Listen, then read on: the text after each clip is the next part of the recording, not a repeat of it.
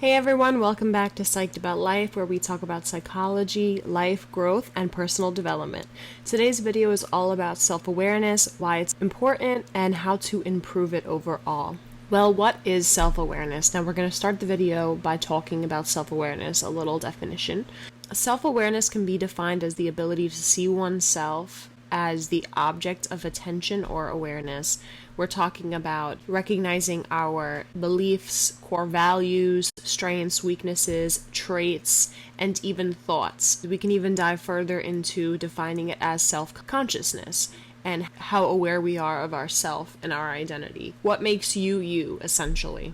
And your sense of self really starts early childhood, but as you develop, you start figuring more about yourself, whether it's shaped by your environment or those traits that you kind of have at the start and then you nurture and develop.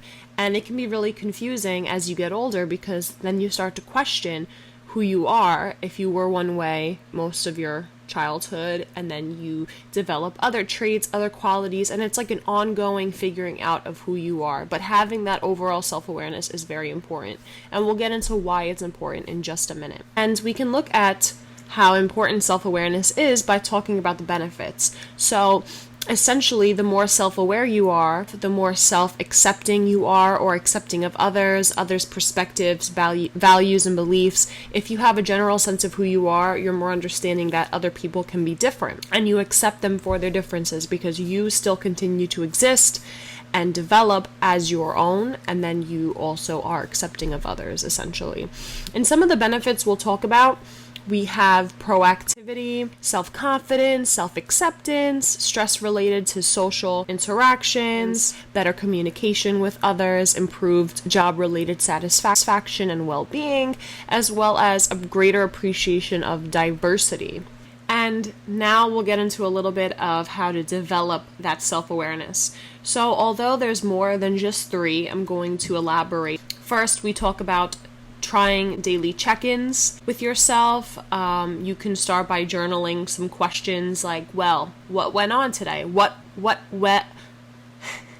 happened that went well today? And then on the opposite flip side, what didn't go so well today? And how can I improve these qualities or areas that didn't go so well?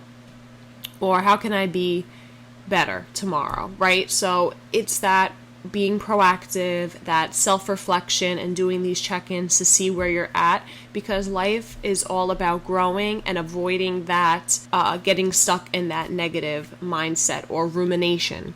So if you saw a previous video that I created, it spoke about rumination, and I'll just mention it briefly. It's getting stuck in that thought process of that issue, but not really getting to a solution. So we want to avoid getting stuck in that overthinking of that problem, and we want to try to brainstorm, reflect, journal. Journaling is one option, or doing some sort of mindfulness activity where we're really getting into the habit of figuring out those solutions and how to be better.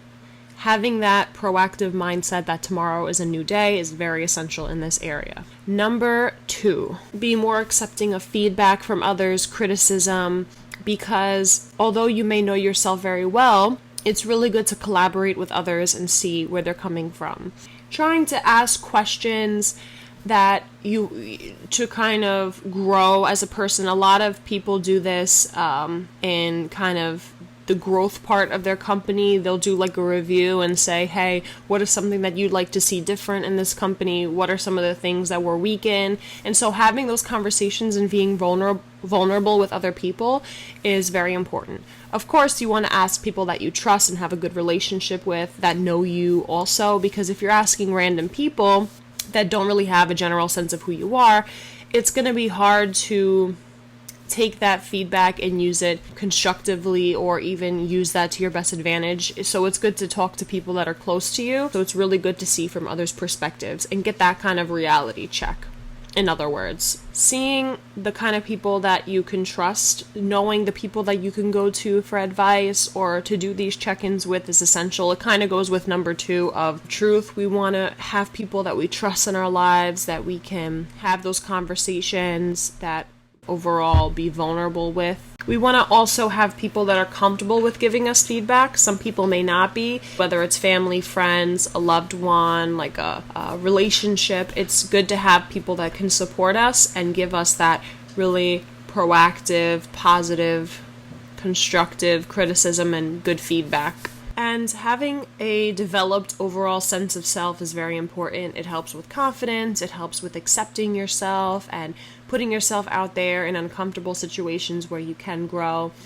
Building that awesome collaboration and connection with other people, growing through our relationships with others and having people for a support system that we can go to. Also being accepting of feedback from people that we do have a relationship with or trust. Without having people, we need to have that relationship. So it also helps us build those relationships and reduces stress when interacting with other people. It helps us be vulnerable, essentially. And that's it for self-awareness. I hope you guys enjoyed this video. If you're new here, welcome. I really appreciate you coming to my channel and seeing all of my content. There's more to come. Stay tuned. Yeah, please like, share, comment, and subscribe. Thank you. Bye.